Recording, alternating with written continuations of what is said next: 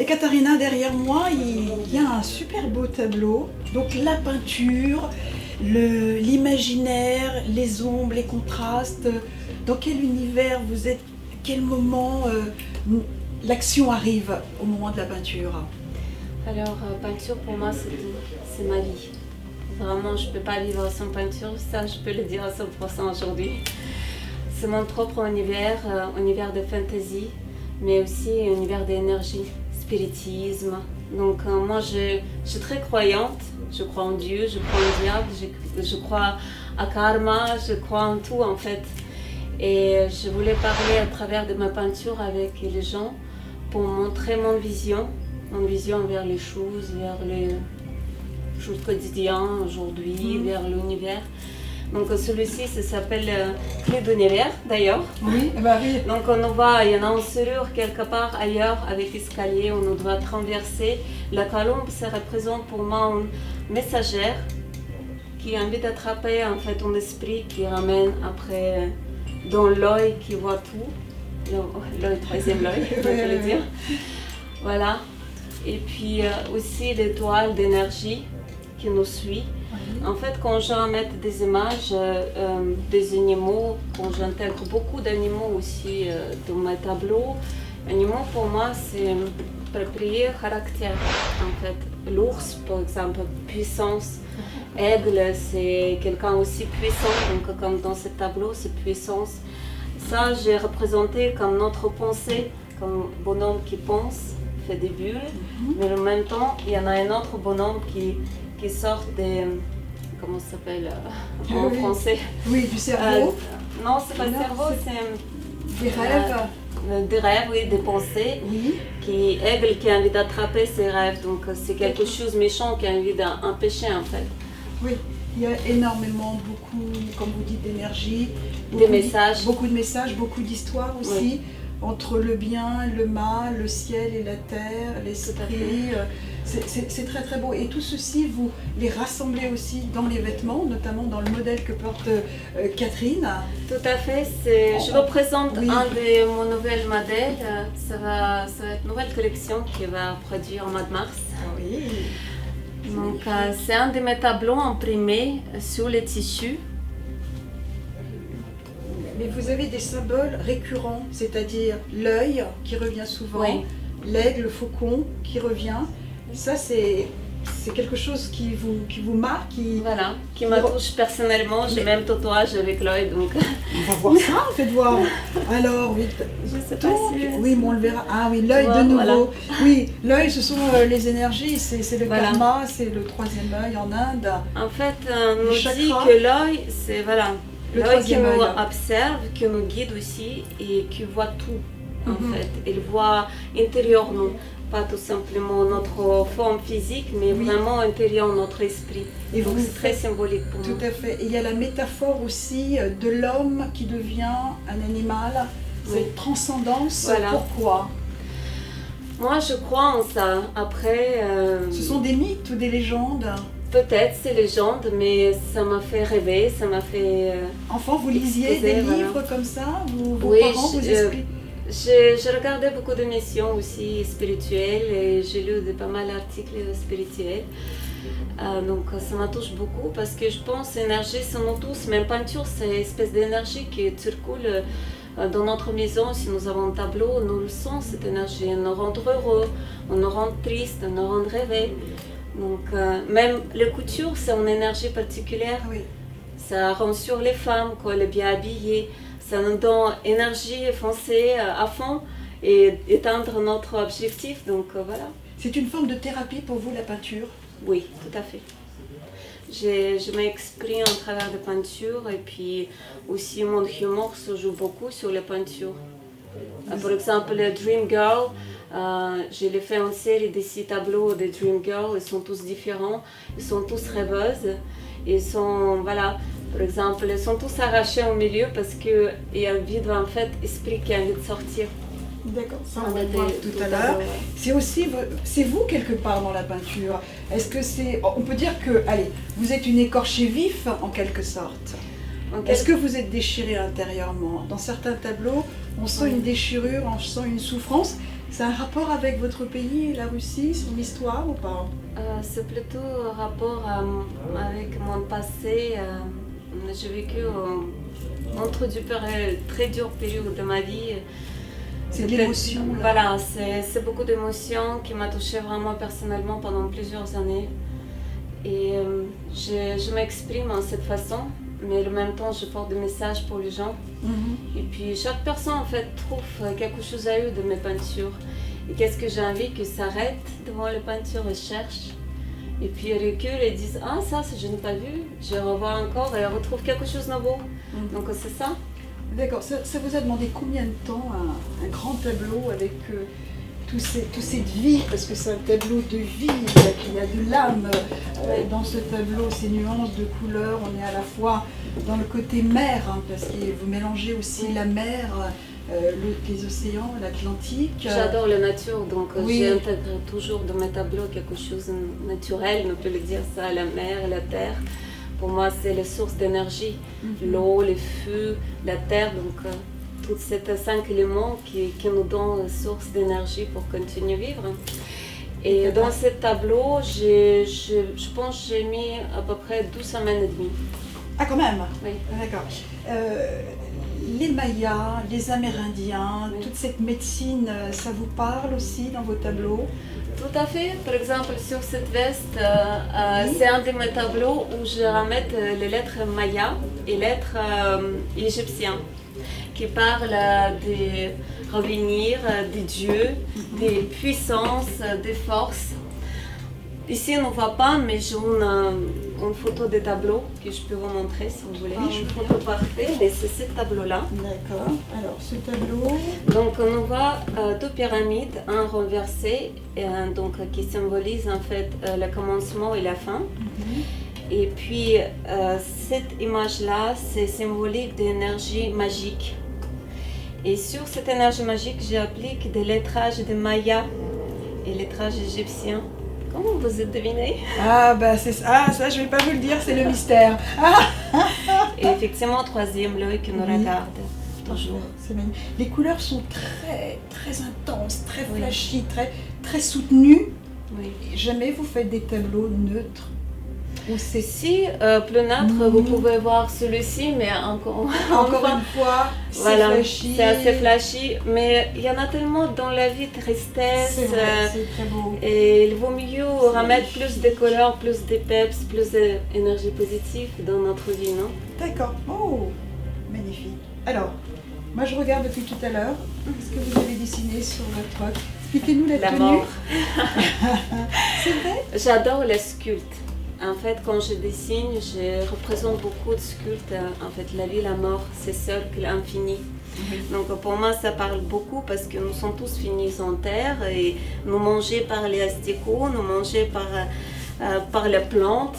Donc nous nourrissent la vie en fait. Oui. Donc ce renouvellement de la vie, pour moi, ça parle beaucoup. Voilà, c'est le même sculpte que j'ai exposé dans le dos. Alors le dos, c'est une tête de mort, Oui. c'est ça, magnifique. Oui, bah, effectivement. Oui, c'est bien de rendre la mort lumineuse, Voilà. avec florissante aussi. Tout à fait. Ça donne une Quelqu'un autre mort, mais dimension. quelqu'un naître le même Oui. seconde, le même moment. Oui, mais à Cuba, dans certains Voilà. pays, au Pérou, il y a la fête et puis le mort renaît sous une forme de nature, cette forme de généalogie de la mort. C'est magnifique, quelle belle histoire. Merci. Donc on va continuer. Donc cette collection est prévue pour quand? Au mois de mars. L'année prochaine? Non, oui, ça fait l'année prochaine, oui, tout à fait. Oui, l'année prochaine, L'année 2021.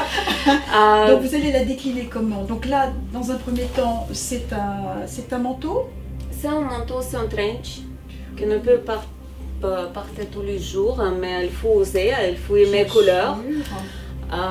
Mais il y en a aussi pièces en cuir, donc j'ai envie vraiment de faire un mélange entre tissu et cuir.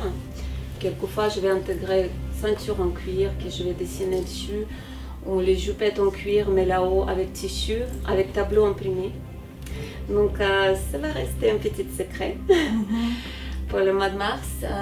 Donc on a prévu 15 modèles, tout court. Oui, bien sûr. Voilà, il y en a aussi des pièces pour les hommes. Ah bien. Donc, ça va être une surprise. Bien. Est-ce qu'il y a une différence, Ekaterina, de peindre sur une toile et sur un tissu, quel que soit le tissu approprié? Oui, Quelle est la différence? La différence, déjà, c'est plus compliqué sur les tissus parce que la peinture s'étale beaucoup. Donc, il faut vraiment le faire très précis. Et puis, ça tient pas aussi bien qu'on nous dise. Ça, c'est tissu imprimé, donc ça tient toute votre vie. Mais si je dessine directement ce tissu, au bout de 7-8 lavages, ça va être compliqué de teindre la même couleur. Donc quand tu tissu imprimé, ça tient votre vie. Alors là, on vit une situation un peu particulière avec le coronavirus. Comment ça se passe? La difficulté, vous la ressentez énormément? Vous avez peut-être prévu de faire des Fashion Week.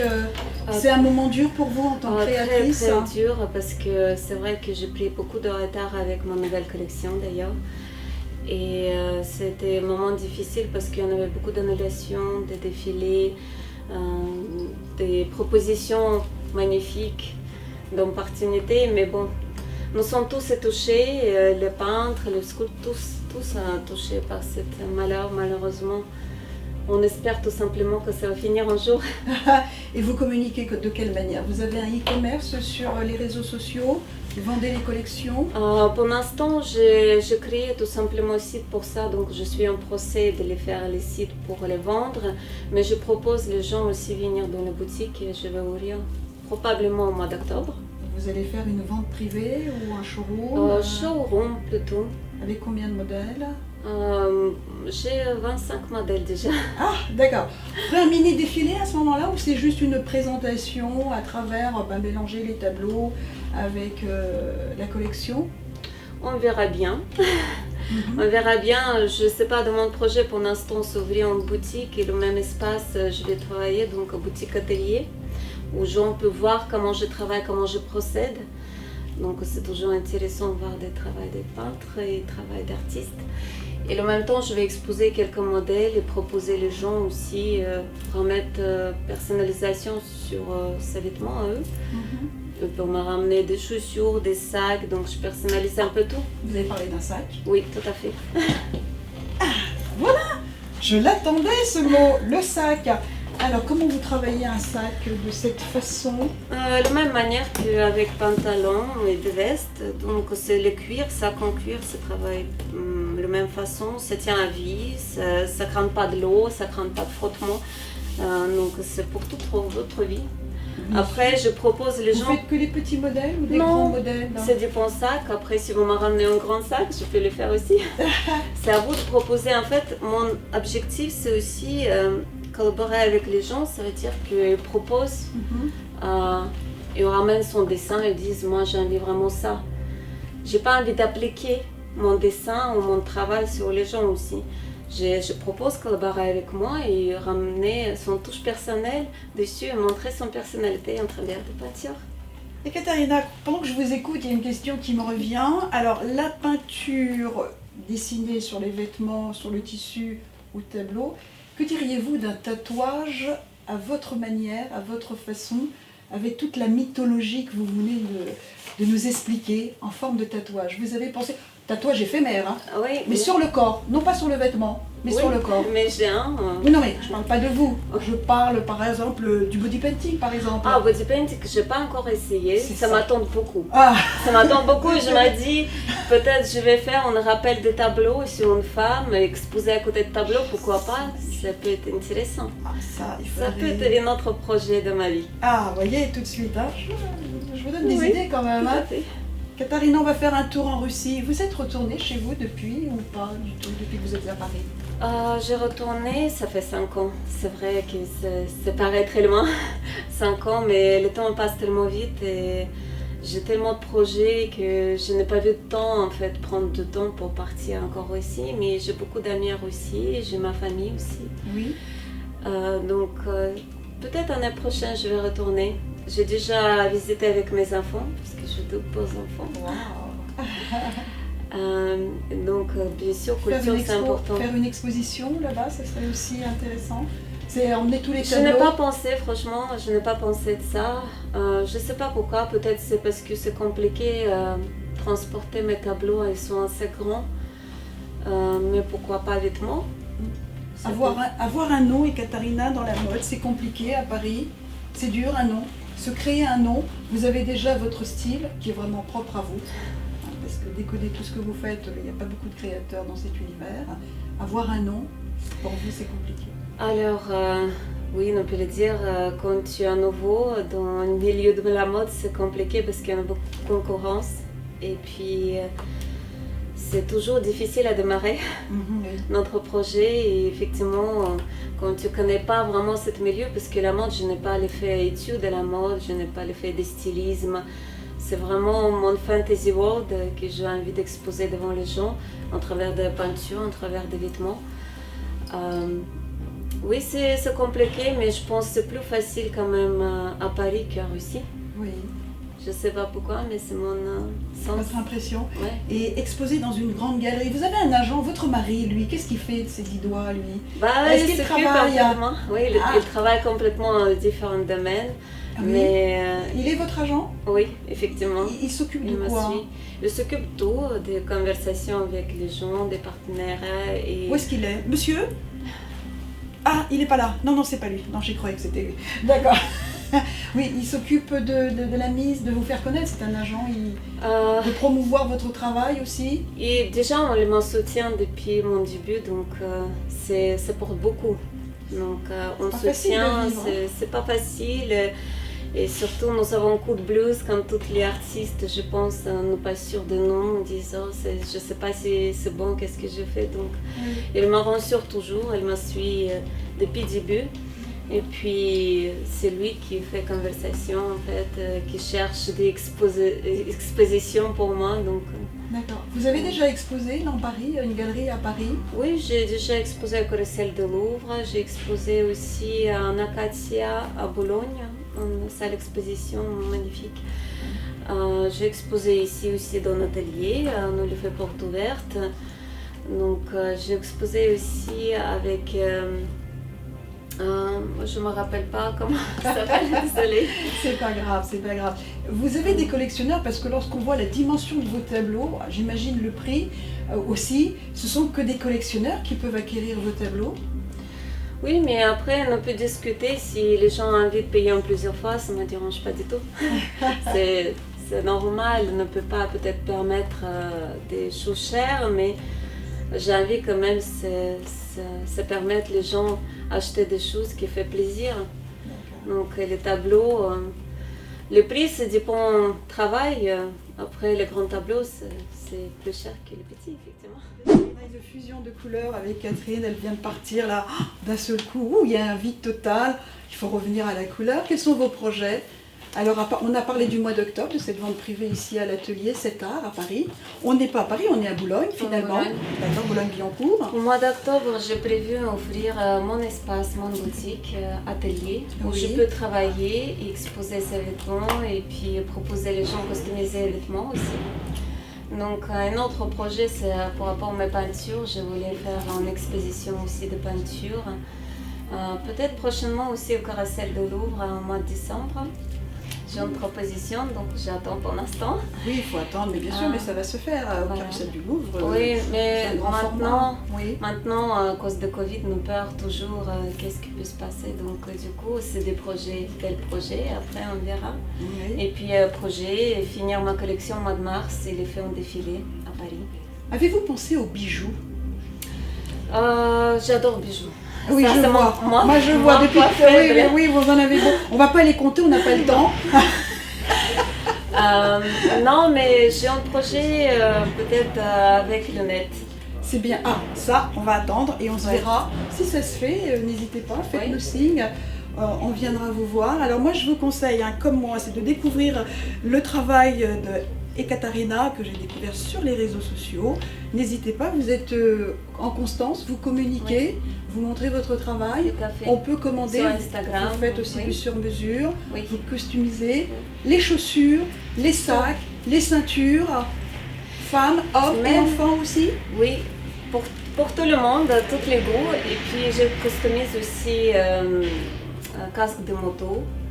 presque de moto. Oui, Vous en avez je un, travaille là? avec plastique, non, malheureusement pas c'est ici, pas mais grave. je travaille sur le métal, sur plaques métalliques. Donc, je travaillais aussi déjà sur carrosserie.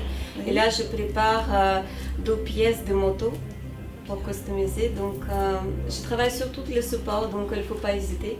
Voilà, beaucoup d'énergie, hein, c'est ça? Oui. De l'énergie, un beau voyage aussi spirituel dans la culture amérindienne des Mayas, le cosmos, et tout ce qui est de la biodiversité, aussi l'écologie, l'univers de Ekaterina. Eh bien moi je vous dis à très bientôt pour d'autres designers dans l'émission Style, Tendance et Culture. Ciao.